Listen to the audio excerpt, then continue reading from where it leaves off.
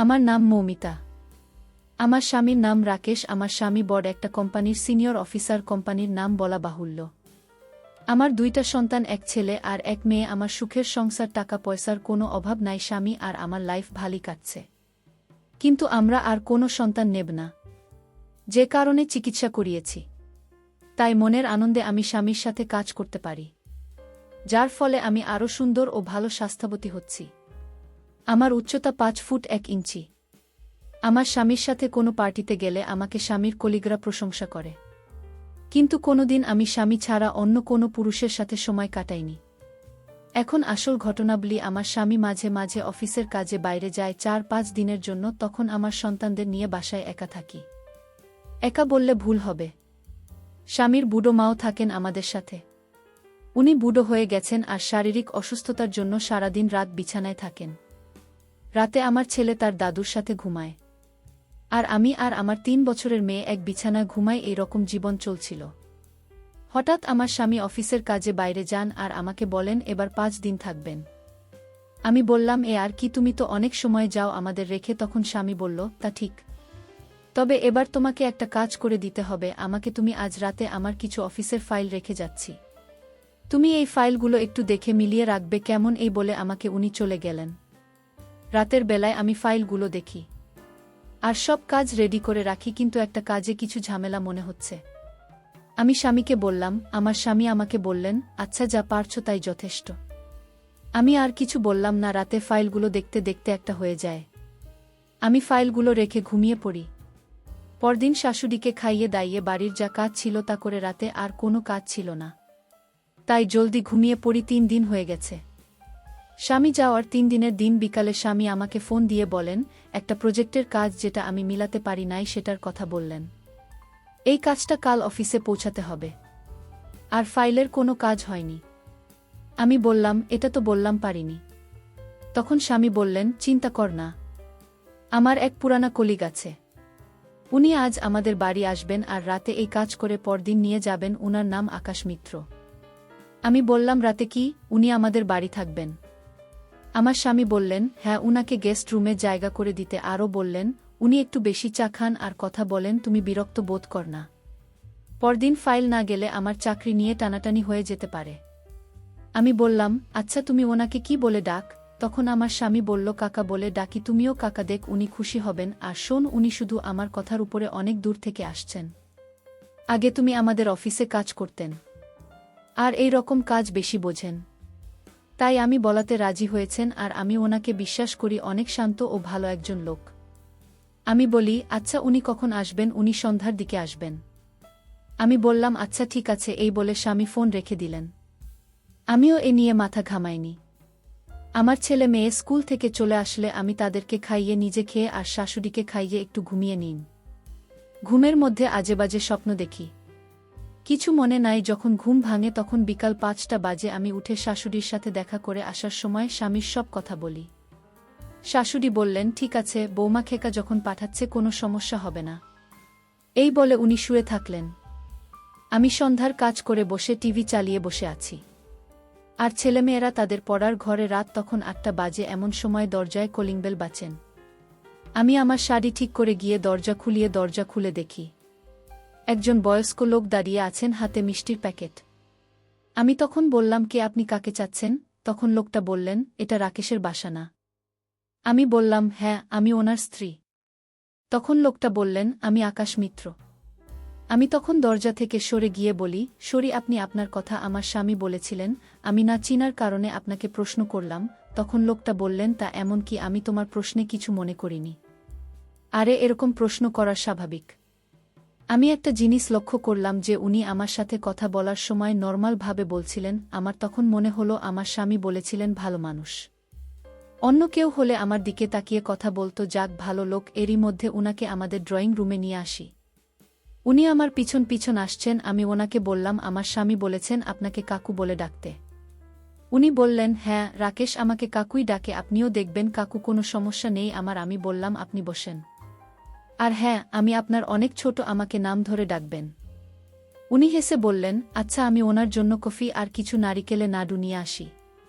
উনি বললেন, আরে এসব কেন? আমি খেতে আসিনি, আমি তোমার স্বামীকে হেল্প করার জন্য আসছি।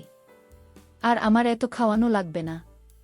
আর হ্যাঁ, তোমার নাম বললে না, আপনাকে কি নামে ডাকব? আমি সরি বলে ওনাকে বলি, আমার নাম মৌমিতা, আপনি মমি ডাকবেন। বেশ কিছুক্ষণ গল্প করার পর আমি রাতের খাবার রেডি করি। এরই মধ্যে রাত 10টা হয়ে যায় আর আমার ছেলেমেয়েরা রুমে ওনাকে পেয়ে ওনার সাথে গল্প করতে শুরু করে। আমি একবার এসে তাদেরকে বললাম, আর ডিস্টার্ব কর না, এখন খেয়ে ঘুমাতে চলো। তখন রাতের খাবার খেয়ে আমি ঘর থেকে বের হয়ে আমার ঘরে এসে একটা নাইটি বের করে মনে পড়ে আমার তো কোনো গাঁট কাপড়ে নাইটি নাই, সব হালকা। আমি নাইটি পরলে একটু সমস্যা হতে পারে না, নাইটি পরে ওনার সামনে যাব না যদি উনি কিছু মনে করেন, তাই আমি আর নাইটে পরিনি, শাড়ি পরেই থাকি আর ফ্রেশ হওয়ার জন্য বাথরুমে ঢুকি। তখন মনে পড়ে স্বামীর সাথে তো যোগাযোগ করিনি, তাই আমি তাড়াতাড়ি ফ্রেশ হয়ে এসে আমার স্বামীকে ফোন দেই। তখন ওনার সাথে যা কথা হয় তা সব বলি, আর এও বলি উনি আসলে ভালো মানুষ।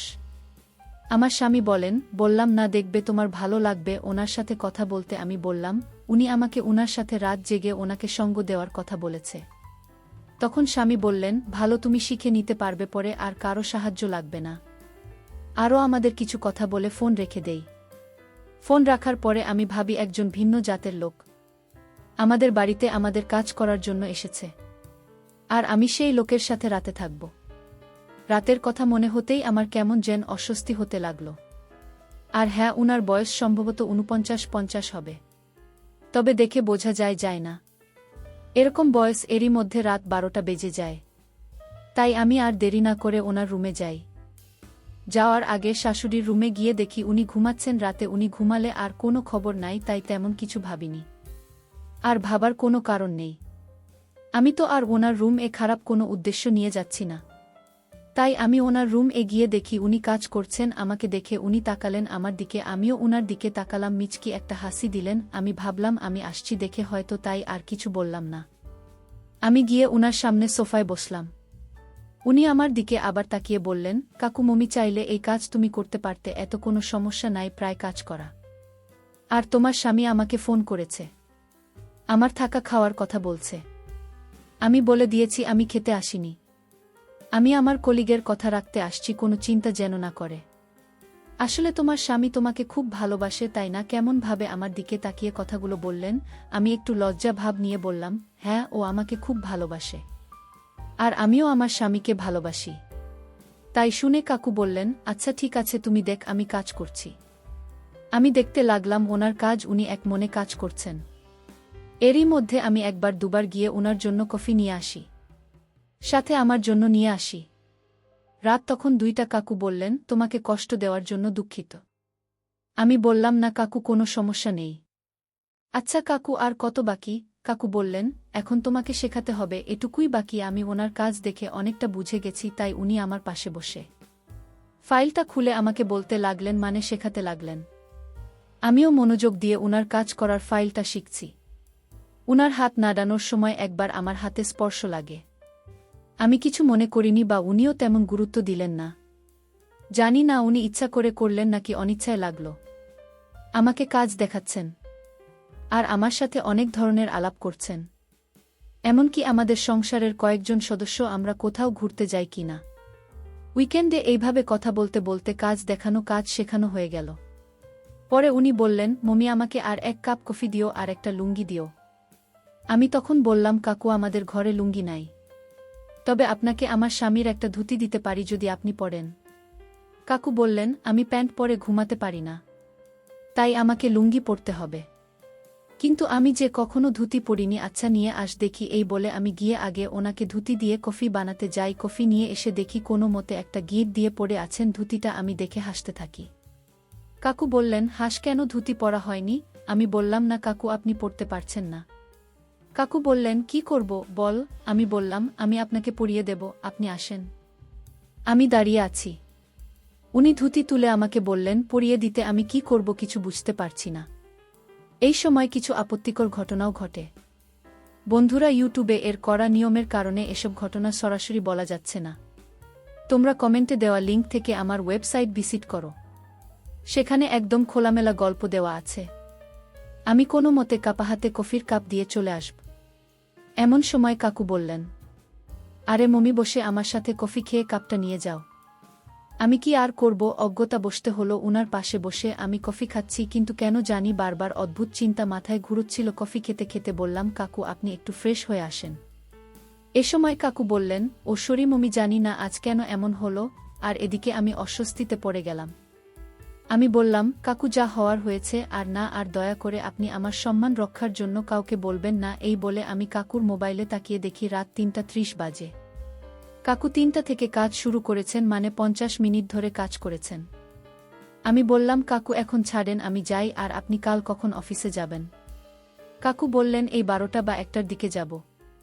আমি বললাম, ঠিক আছে, আপনি ফ্রেশ হয়ে ঘুমান, আমিও জয়ী। এই বলে আমি আমার রুমে চলে আসি। সকাল ১০টার দিকে ঘুম ভাঙলে আমি তাড়াহুড়ায় উঠে বাথরুমে গিয়ে হাতে মুখে পানি দিয়ে বের হয়ে দেখি শাশুড়ির রুমে কাকু বসে গল্প করছেন।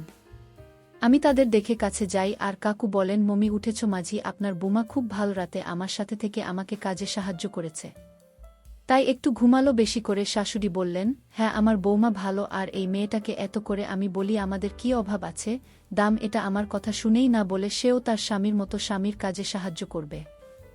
আমি আর বাধা দিইনি, তাই তো রাতে আপনার কাজে সাহায্য করল। আর যদি শিখে থাকে তাহলে কাজে লাগাবে। আমি বললাম, কাকুর মতো ভালো মানুষ আমি আজ অবধি দেখিনি। উনি হাসি খুশি থাকেন আর মজার মজার কথা বলে কি করে যে সময় পার হয়েছে বুঝিনি। আচ্ছা মা, আপনারা গল্প করেন, আমি আপনাদের জন্য কফি নিয়ে আসি। আর মা, তোমার আদরের নাতি নাতনিরা কোথায়? শাশুড়ি মা বললেন, তুমি ঘুমাচ্ছিলে বলে, আর তারা তোমায় ডাকেনি। তোমার মেয়ে কফি বানিয়ে দিয়ে আমাদের খাইয়ে স্কুলে চলে গেছে। কি কফি বানাতে পারে, যাক ভালোই হয়েছে। কাকু আমার দিকে তাকিয়ে একটু নিচকি হাসলেন, আমিও হাসলাম। বললাম, আচ্ছা ঠিক আছে, আবার নিয়ে আসি। এই বলে আমি কফি বানাতে যাই, কফি নিয়ে আসি। কফি খেয়ে আমি বান্না করতে থাকি। তখন রান্না কি করব, শুধু রাতের কথা বারবার মনে হচ্ছে। আমি কি করলাম মনে মনে হাসি, আর এরই মধ্যে রান্না হয়ে গেল। খাবার ডাইনিং টেবিলে রেখে আমি কাকুর রুমে কাকুকে ডাকতে গিয়ে দেখি কাকু স্নান করার জন্য রেডি হচ্ছেন। আমি যেতে বললেন, মমি কিছু বলবে? আমি বললাম, আমি আপনার খাবার রেডি করে টেবিলে নিয়ে আসছি, জানি না যে আপনি এখন স্নান করবেন। কাকু বললেন, পরে খাবো ভাত, আর রাতে যে খাবার খেয়েছি তাতে আমার পেট ভরে আছে বলে হাসতে থাকেন। আমিও মুচকি হাসি দিয়ে বললাম, কাকু কি যে বলেন না, আপনি ভাত না খেলে রাতে যে পরিমাণ গুড়ের রস আমাকে খাইয়েছেন তাতে শরীর খারাপ হবে। কাকু বললেন, না আমার কিছু হবে না। ওই আচ্ছা, তুমি স্নান করেছ? আমি বললাম, হ্যাঁ রাতে আমি স্নান করে নিয়েছি। তখন কাকু বললেন, আরে রাতে কি এমন স্নান করলে মমি আমার আরেকটা কথা রাখবে। আমি বললাম, কাকু আর হেজালি করবেন না, সরাসরি বলে ফেলুন। আমি আপনার সব কথা শুনতে রাজি, আমি আপনাকে যা বলবেন তাই করব। কাকু বললেন, মমি আমার বাথরুমে চলো, একটা নলে পানি আটকে আছে, বের হচ্ছে না, অনেক শক্ত হয়ে আছে। আমি বললাম, কাকু এখন দিনের বেলা ট্যাপ ঠিক করা মনে হয় ঠিক হবে না, শাশুড়ি মা ঘরে আছে, শব্দে তার ঘুম ভেঙে যাবে। কাকু বললেন, আরে তোমার শাশুড়িকে আমি ওষুধ খাইয়েছি, আমাকে বলেছিলেন ওষুধ দিতে, তাই ওষুধ দিতে দেখলাম ঘুমের ওষুধ আছে, আমি তাকে একটা দিই। আর এতক্ষণে হয়তো ঘুমিয়ে গেছেন। একটু পর দুজনে বাথরুমের ট্যাপ ঠিক করতে ঢুকে পড়ি। ঘণ্টাখানেক পর ট্যাপ ঠিক করতে করতে অবশেষে জল আসতে শুরু করে। মনে হলো অনেকক্ষণ ধরে যুদ্ধ করেছি, অনেক ক্লান্ত লাগছিল। আমি বললাম, কাকু চলেন খাবার খেয়ে নিই। আমি আমার রুমে গিয়ে ফ্রেশ হয়ে নিলাম। এরপর খাবার টেবিলে গিয়ে দেখি কাকু বসে আছেন। সরি কাকু, দেরি হয়ে গেল, শুরু করেন। এই বলে কাকুকে খাবার বেড়ে দিই। আমার জন্য বেড়ে খাওয়া শুরু করি। কাকু কিছু বলছেন না, খাওয়ার দিকে মনোযোগ দিয়ে খাচ্ছেন। আমি বললাম, কাকু খাবার কি ভালো হয়নি? কাকু বললেন, না তা কেন হবে, কত সুস্বাদু খাবার, এরকম খাবার আমি জীবনেও খাইনি। আমাদের খাওয়া শেষ হলে কাকু বলেন, আর দেরি করা যাবে না। আমি গেলাম ফাইল নিয়ে, আর রাকেশের সাথে ফোনে কথা বলতে হবে বলে রাকেশকে ফোন দিলেন। আমি মুচকি মুচকি হাসি। তখন কাকু বললেন, এখন আমি অফিসে যাচ্ছি বলে ফোন রেখে দেন। কাকু চলে গেলে আমি ফোন দিই স্বামীকে। রাকেশ আমার ফোন ধরে বলে, কাকু আজ থাকবে? আর হ্যাঁ, তুমি নাকি বলছো ভালো লোক কাকু, আমি বিকালে আসব। আর শোনো কাকু, যেন কোনো কিছুতে কমতি না হয়। আমি বললাম, কাকুর কিছু হবে না, কাকুকে আমি চোখে চোখে রাখছি। আর কাকুর মতো ভালো লোক তোমার আর ফ্রেন্ড ও নাই, যে কটা আছে সবাই আমাকে দেখলে আমার দিকে তাকিয়ে থাকে। আর কাকু কত ভাল, রাতে কাকুর সাথে কাজ করলাম, কথা বললাম, আজ খাওয়ালাম। কাকু আমার দিকে তাকলেনি না, কোনো প্রয়োজন ছাড়া আমার দিকে তাকায়নি এখন পর্যন্ত। রাকেশ বলল, আরে ওনার মতো মানুষ হয় না। তাই তো, আচ্ছা রাখছি, কাজে আছি। পরে কথা হবে। আমি ঘরের কাজ করতে লাগলাম। দেখতে দেখতে রাত হয়ে এল। তখন 10টা বাজে। শাশুড়ির ঘরে একবার গিয়ে আমি দেখলাম তিনি ঘুমাচ্ছেন। তবু আমি ডেকে তুলে বললাম, মা, আপনার ওষুধ খেয়েছেন? তখন বললেন, হ্যাঁ খেয়েছি, আর খুব ঘুম পাচ্ছে, আমি ঘুমাব। আমি বললাম, কাকু আসলে ওনাকে খাইয়ে আমিও ঘুমাব। এরই মধ্যে কলিংবেল বাজলে আমি উঠে গিয়ে দরজা খুলে দিই। খুলে দেখি কাকু। আমি রাগের ভাব করে বললাম, এত রাত পর্যন্ত কোথায় ছিলেন? উনি হয়তো আমার রাগ করা ধরে ফেলেছেন, তাই আমাকে বললেন, মমি, আমার পুরানো এক বন্ধুর সাথে দেখা হলো, তাই সে আমাকে তার বাসায় নিয়ে গিয়েছিল, আর আমি সেখানে খেয়ে এসেছি। আমার উপর রাগ কর না। আমি বললাম, আচ্ছা আচ্ছা, আর বলতে হবে না, খেয়ে আসবেন। আমাকে আগে বলতে পারতেন, আমি আপনার জন্য কত খাবার রেডি করেছি। এসব খাবার ফ্রিজে রেখে দাও, আজ অন্য খাবার খাব। আমি বললাম, কাকু আপনি রুমে যান, আমি কিছু খেয়ে আপনার জন্য কফি নিয়ে আসছি। কাকু নিজের রুমে গেলেন আর বললেন, বেশি দেরি করবে না, রাত প্রায় 11:30 বাজে, আজ অনেক কাজ করব। আমি মুচকি হাসি দিয়ে চলে গেলাম। গিয়ে তাড়াতাড়ি কিছু খেয়ে কফি বানাতে শুরু করি। কফি বানিয়ে আমি আমার রুমে গিয়ে একটা হালকা নাইটি পরে কফি নিয়ে কাকুর রুমে গেলাম। কাকু আমাকে বললেন, আরে আজ তোমাকে ভীষণ সুন্দর লাগছে। আমি বললাম, ভালো হয়নি। কাকু বললেন, ভালো মানে সব ভালো লাগছে। এরপর আমরা কাজ করতে শুরু করি। এত কাজ শেষ হচ্ছিল না। পরে আমি ভোর 5টার দিকে আমার রুমে আসি। অনেক ক্লান্ত লাগছিল, তাই স্নান করে একটু বিশ্রাম। আমার স্বামী না আসা অবধি কাকুর রাত দিন সময় পেলেই আমার সাথে অনেক কাজ করেছেন। বন্ধুরা, ইউটিউবের গল্পগুলো শুনে মজা না পেলে আমার ওয়েবসাইটে দেওয়া গল্পগুলো শুনতে পারো। সেখানে প্রতিদিন খোলামেলা গল্প আপলোড করা হয়। কমেন্টে ওয়েবসাইটে লিংক দেওয়া আছে।